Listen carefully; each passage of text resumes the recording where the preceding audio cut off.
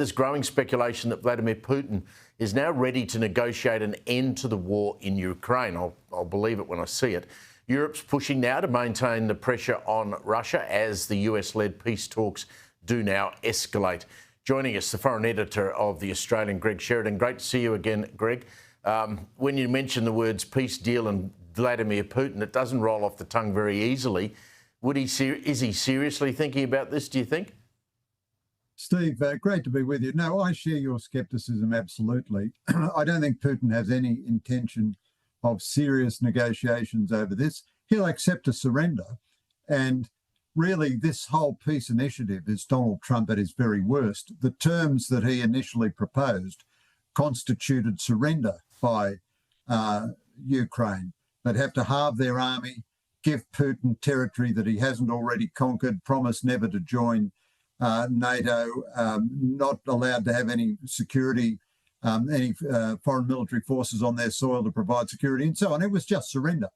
And I think this is Trump at his very, very worst. And the scandal over Steve Witkoff's leaked, Steve Witkoff is Trump's special envoy. Well, the transcript of conversation he had with the Russians was released and was leaked. It shows him coaching the Russians on how to flatter Trump, and it shows him telling the Russians to ring Trump before Trump sees Zelensky at a meeting where Trump was expected to provide Tomahawk missiles for the Ukrainians, and as a result of Putin's intervention, he didn't do so. Now, it's also the case that Witkoff's son heads a company which is involved with Trump's family in a huge Bitcoin operation, which is making loads of money out of all the Middle East countries that Witkoff has been doing peace deals with. So there is a bit of a push amongst Republicans to get Witkoff sacked, which would be very good. I don't think anything good is going to come out of this deal. The danger is that Trump betrays Ukraine absolutely and just walks away from them and blames Ukraine for not surrendering. The point you've made over and over again, though, which I think is an excellent point, is, where the hell's Europe? They've got to step up and do it themselves. OK, you've got this mad peace deal, which, as you said, is surrender. What are the Europeans doing to end this conflict? Well, the best way to end the conflict is to give Ukraine enough firepower to inflict enough damage on Russia that it raises the cost of the war to Russia.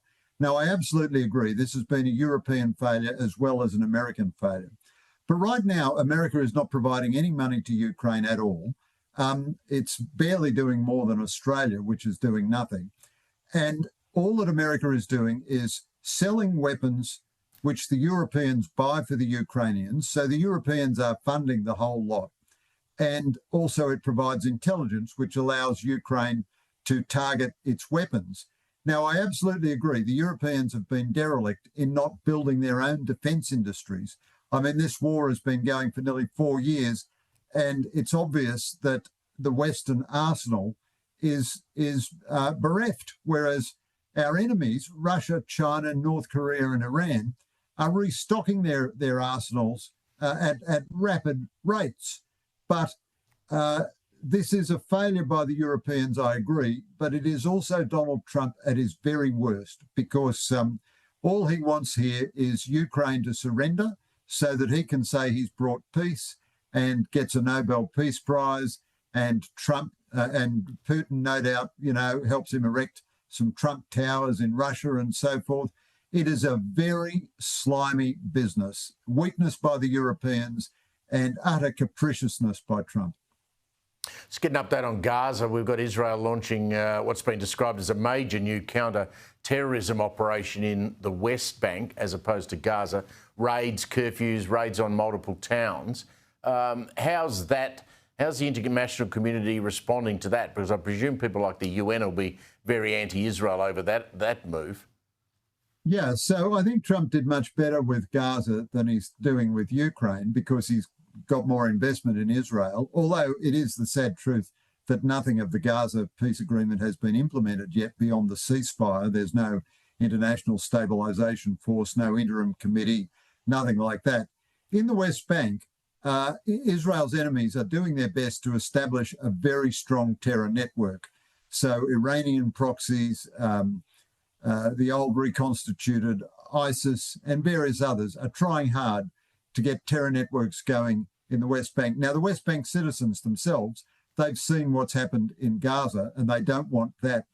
They don't want that for their towns and their territories. We don't have tremendous detail yet on what information Israel had, which led to these latest raids in the northern part of the West Bank. But I would imagine that they'll be pretty time constrained. They'll be sort of in and out. But you would imagine that the usual suspects will condemn Israel in the expected way, I would imagine.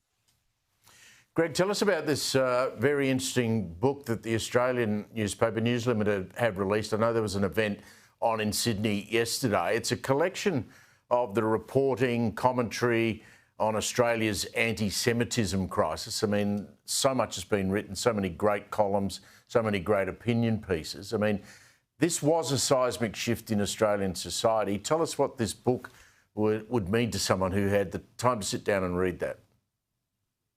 Well, Steve, I'm very proud of The Australian. I've worked there for 42 years, and I think it's a great newspaper, and it's never been shown to better effect than in the response to what's happened in Australia since the terror attacks by Hamas in October 7. There has been both a worldwide and an Australian crisis of anti-Semitism. The Albanese government has been utterly derelict in its failure to confront this crisis of anti-Semitism.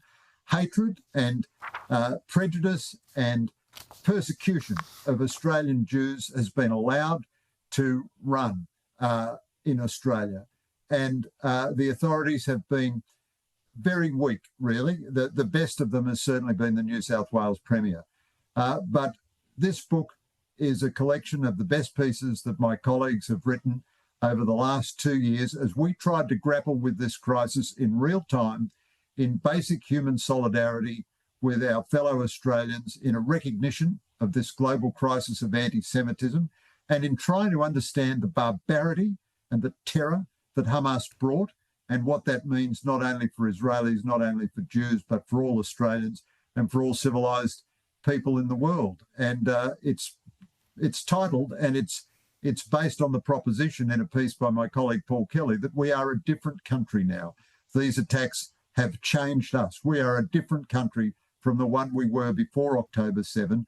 Anti-Semitism has been given a licence in this country, and we at The Australian and all civilised people stand against that anti-Semitism. The Australian's done outstanding reporting right through that period. Greg Sheridan, thank you very much.